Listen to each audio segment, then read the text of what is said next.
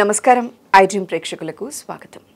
June 5వ తారీఖు 6వ తారీఖుల్లో పంచగ్రహ కూటమి జరుగుతోంది. దీనివల్ల కొన్ని రాసుల వారికి చాలా అపమృత్యు దోషాలు ఉండబోతున్నాయని, వాళ్ళకి ఇంకా లైఫ్ అంతా తలకిందులు అయిపోతుందని చెప్పి, ఆ నెలంతా కూడా ఏదో ప్రకృతిలో విపత్తులు జరుగుతాయని చెప్పి ట్రావెలింగ్ కూడా ప్లాన్ చేసుకోకూడదని కొందరు అంటున్నారు. అయితే ఇది ఎంతవరకు నిజం, ఈ సమస్య నుంచి ఎలా బయటపడాలి, ఇవన్నీ కూడా క్లియర్గా తెలుసుకుందాం. అంటే జనాల్లో ఎక్కువ భయం ఎక్కువ నింపుతూ ఉన్నారు. దీని విషయం కరెక్ట్గా మాట్లాడదాం. ఈరోజు మనతో పాటు ఉన్నారు ప్రముఖ వాస్తు మరియు జ్యోతిష్య పండితులు, లలిత ఉపాసకులు నానాజీ పట్నాయక్ గారు. నమస్కారం అండి. శ్రీమాత్రే నమః. గురూజీ, ఈ పంచగ్రహ కూటమి, షష్టగ్రహ కూటమి, అష్టగ్రహ కూటమి ఇవన్నీ విన్నాం. ఇప్పుడు పంచగ్రహ కూటమి వచ్చేసింది. చాలా అపశృతులు దొర్లుతాయి. అసలు ఏం జరుగుతుందో తెలియట్లేదు. ఫ్యామిలీస్ ఎవరైనా కనుక లాంగ్ ట్రిప్స్ ఏవైనా ప్లాన్ చేస్తే అస్సలు వెళ్ళకండి, అందరూ కలిసి వెళ్ళకండి. ఈ రాసుల వాళ్ళు ఈ హోమాలు చేసుకోవాలి, ఈ శాంతులు చేసుకోవాలి. చేసుకోకపోతే అపమృత్యు దోషాలు అనేవి కూడా జరిగినా మీరేం ఆశ్చర్యపోనవసరం లేదు. యాక్సిడెంట్స్ జరగచ్చు, గొడవలు అవ్వచ్చు, విడిపోవచ్చు భార్యాభర్తలు అయితే అని కొందరు మాట్లాడుతూ ఉన్నారు. చాలా మంది భయపడిపోతున్నారు కూడా అండి. అసలు దీని గురించి ఒకసారి చెప్తారా అండి? యాక్చువల్గా పంచగ్రహ కూటమి వల్ల కాదమ్మా, ఎందుకంటే ఎవ్రీ ఇయర్ పంచగ్రహ కూటమి వస్తుంది. ఆల్మోస్ట్ ఒక్కోసారి 2 yearsకి ఒకసారి రావచ్చు. అలా అయితే ప్రతి సంవత్సరం మీకు మరి అదే జరగాలి కదా. పంచగ్రహ కూటమి వల్ల కాదు. మరి కొంతమంది ఏమంటున్నారంటే కరోనా లాంటి భయంకరమైన రోగాలు కూడా వస్తాయి అంటున్నారు. అది కూడా రాదు. ఎందుకంటే కరోనా వచ్చినప్పుడు ఉన్న గ్రహస్థితి కనుక మనం చూసుకున్నట్లయితే క్లియర్గా మనకి ముండేన్ ఆస్ట్రాలజీ చెప్పబడింది ఏమిటి, గురువు నీచబడి శని కనుక అక్కడ ఉన్నప్పుడు జనాలు ఆహాకారాలు చేస్తారు అనేటువంటిది. ఆ కాంబినేషన్ చాలా రేర్గా వస్తుంది, ప్రతిసారి రాదు. గురుశనులు మకరంలో కలవడం అనే కాంబినేషన్ అది మనకి 4 years బ్యాక్ జరిగింది. ముండేన్ ఆస్ట్రాలజీలో మహర్షి చెప్పిన విధానం క్యాలిక్యులేషన్ అది ఎగ్జాక్ట్లీగా అలా జరిగింది. ఇప్పుడు గురుశనులు అక్కడ లేరు. వృషభ రాశిలో గురువు ఉన్నాడు, శని వచ్చి కుంభంలో ఉన్నాడు. కాబట్టి రోగాలు ఎటువంటివి రావు, డోంట్ వరీ. ఒకవేళ వచ్చిన ఇండియాలో అసలు రావు. ఎక్కడైనా ఏదైనా దేశాల్లో అక్కడక్కడ మచ్చుక్కి 1-2 చిన్నవి కనబడచ్చు. అప్పట్లాగా ఏదో లాక్డౌన్లు అయిపోవడము, రోగాలు రావడము, అన్నీ క్లోజ్ అయిపోవడము, అప్పుడే పాపం ఎవరో బిజినెస్లు పెట్టుకున్నవారు అయ్యో ఇప్పుడు ఇంత ఖర్చు పెట్టి పెట్టాం క్లోజ్ అయిపోయింది అని కూడా ఇట్లాంటివి ఏమీ జరగవు, డోంట్ వరీ. వినడానికైతే నిజంగా చాలా ప్రశాంతంగా ఉందండి. ఎందుకంటే ఆ టైటిల్స్ చూసిన తర్వాత ఈ రాశి వాళ్ళు జాగ్రత్తగా ఉండండి, ఈ రాశి వాళ్ళకి ఇది జరగబోతోంది అన్నప్పుడు మన రాసి ఉందా అని చూసుకున్న వాళ్ళు కూడా చాలా మందే ఉన్నారండి.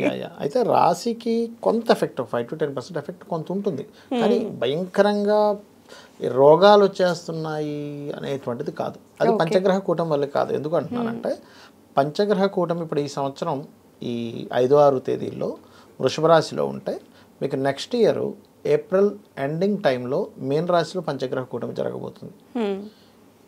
గతంలో జరిగినటువంటిది ఒకసారి ఒక దగ్గర జరిగింది. అలా జరుగుతూ ఉంటాయి. బికాజ్ ఆఫ్ ఈ కుజుడు కానీ ఈ కొంచెం చతుర్గ్రహ కూటమి అయితే ఎప్పటికప్పుడు జరుగుతూనే ఉంటుంది. మీకు 4 గ్రహాలు 3 గ్రహాలు అయితే ఇంచుమించుగా ఎప్పటికప్పుడు కలుస్తూనే ఉంటాయి. ఈ రవి శుక్ర బుధులు కలుస్తూనే ఉంటారు. కాబట్టి దీనివల్ల ఏదో విపత్తు వస్తుంది అనేటువంటిది మాత్రం పెట్టుకోకూడదు. కాకపోతే ఒకటి మాత్రం మనం చెప్పొచ్చు ఏమిటి అంటే రవి తన స్థానం నుంచి దశమ స్థానంలోకి వస్తున్నాడు. కాబట్టి రవి అంటే గవర్నమెంట్ అధికారులు, పెద్దవాళ్ళు, రాజ్యాన్ని వెళ్ళేటువంటి ప్రెసిడెంట్లు కావచ్చు, వీళ్ళందరూ కొన్ని దేశాలలో, ఇండియాలో కూడా కొన్ని నిర్ణయాలు తీసుకోవడం, అంటే ఇంకా గవర్నమెంట్ కంప్లీట్గా కొన్ని కంట్రోల్స్ చేయడం అనేటువంటిది జరుగుతుంది ఈ పంచగ్రహ కూటమి వల్ల ఏర్పడిన దగ్గర నుంచి. ఇది ఒకటి చెప్పొచ్చు. మరి ఇక్కడ పంచగ్రహ కూటమి కాకుండా ఇంకో విషయాన్ని మనం అబ్జర్వ్ చేయాలి. ఏంటది అంటే కుజుడు తన ఓన్ హౌస్లో ఫైరీ సైన్లో ఉన్నాడు. శని తన ఓన్ హౌస్లో కుంభంలో ఉండి కుజుడిని వీక్షిస్తున్నాడు. అండ్ మీనంలో రాహు ఉన్నాడు. అంటే 3 పాపగ్రహాలు వరుసగా ఉన్నాయి. దీనివల్ల ఏం జరుగుతుంది అంటే కొంచెం యుద్ధ సంబంధించినవి. సహజంగానే ఈ సంవత్సరం ఏమిటి, మనకి క్రోధినామ సంవత్సరం. ఈ సంవత్సరం ప్రారంభం మంగళవారంతో ప్రారంభమైంది. కుజుడు తన ఓన్ హౌస్లోకి వచ్చాడు. అంటే ఎలా అంటే ఇప్పుడు చూడండి, ఒక లీడర్కి, అంటే ఒక ఎమ్మెల్యే, ఒక ఎంపీకో లేకపోతే ఒక సీఎంకో ఒకటి చేయాలని బలంగా ఉంది. ఆయన టైం రాగానే ఏం చేస్తాడు, నేను అనుకున్నాను ఇప్పుడు నాకు పోస్ట్ వచ్చింది, ఇప్పుడు నేను చూపిస్తాను అనుకుంటాడు. అంతే కదా. అలాగే క్రోధినామ సంవత్సర ప్రారంభం మంగళవారంతో అయింది. కాబట్టి కుజుడు ఫైరీ సైన్లోకి 1-2 తేదీల్లో వస్తున్నాడు. కాబట్టి అక్కడ ఒక 45 రోజులు ఉంటాడు. ఆ 45 రోజుల్లో ప్రత్యేకంగా ఒక జూన్ మిడిల్ వరకు కూడా పర్టికులర్గా శని దృష్టి ఉండి జూన్ మిడిల్ నుంచి మళ్ళీ వక్రిస్తాడు శని దృష్టి.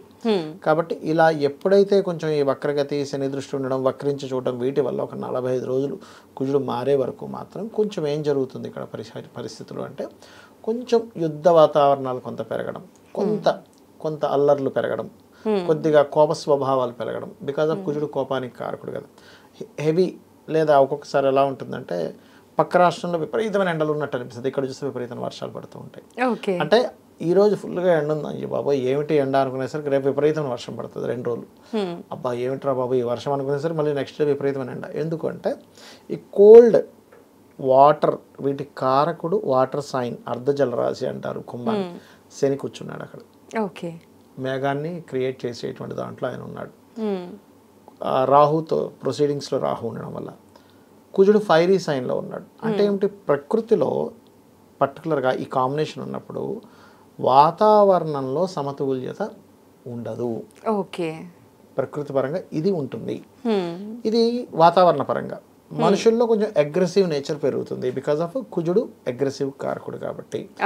కుజుడు యుద్ధానికి కారకుడు, కుజుడు పర్టికులర్గా పోలీసులకి అండ్ అట్లాగే మిలిటరీ వాళ్ళకి కారకుడు కాబట్టి వీళ్ళు కొంచెం మేము ఇది ఖచ్చితంగా చేస్తామని కొంతమంది కొన్నిసార్లు చూడండి పోలీస్ బాగా యాక్షన్ తీసుకుంది, పోలీసులు ఇట్లా ఇది చేశారు, మిలిటరీ వాళ్ళు ఇలా ఇది చేశారు, వీళ్ళు ఇట్లాంటి తీసుకున్నారు అంటుంటారు. అట్లాంటివి లేకపోతే ఫైరీ సైన్లో ఎప్పుడైనా కుజుడు ఉన్నప్పుడు ఏంటంటే ఈ అగ్ని సంబంధించినటువంటివి లేదా మెరుపులు బాగా మెరవడం, వర్షాలు పడేటప్పుడు విపరీతమైన మెరుపులు పడటం ఇట్లాంటివి వస్తుంటాయి.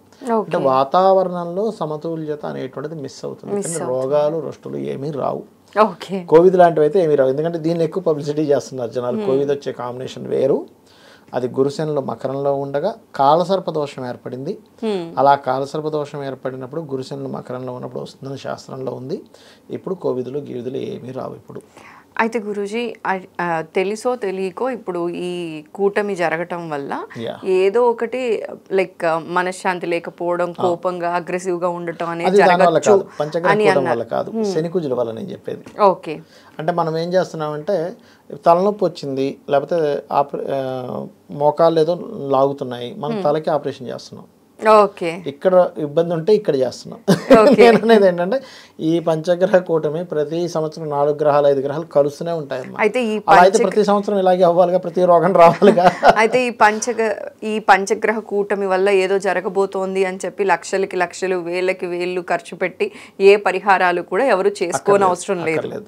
మీరు ఒకవేళ ఇప్పుడు ఈ కాంబినేషన్ ఉంది కదా, ఇది శని కుజుల వీక్షణ వల్ల కొంచెం అల్లర్లు, మనం ఎక్కడికైనా వెళ్ళి అక్కడ ఇరుక్కోకుండా ఉండాలి అంటే చండీ హోమం అంటే చండీ వినొచ్చు పారాయణం చేయించుకునే స్తోమత అంటే నేను చండీ చేసుకుంటే తప్పేం కాదు. అమ్మవారికే కదా చండీ చేయడం వల్ల ఏంటంటే ప్రకృతికి మంచిది, వర్షాలు సకాలంలో పడతాయి. ఇప్పుడు మనం చేసే హోమం వల్ల మనకు ఒక్కరికే కాకుండా ప్రకృతికి మంచిది, జనాలకి మంచిది. అని నీ దగ్గర డబ్బులు ఉంటే చేయించుకో, అప్పు చేసేసి ఎక్కడి నుంచో తెచ్చేసి బంగారం అమ్మేసి నువ్వు చేయాల్సిన పని లేదు. చాలా మంచి మాట చెప్పారండి. ఇది చెప్పాలి అన్నదే నా ఉద్దేశం సార్. యాక్చువల్లీ చాలా మంది జాతక దోషాలని అదని ఇదని అంటే వినొచ్చు, వాళ్ళ దగ్గర డబ్బులు ఉంటే చేయించుకోవడంలో ఎటువంటి తప్పు లేదు సార్.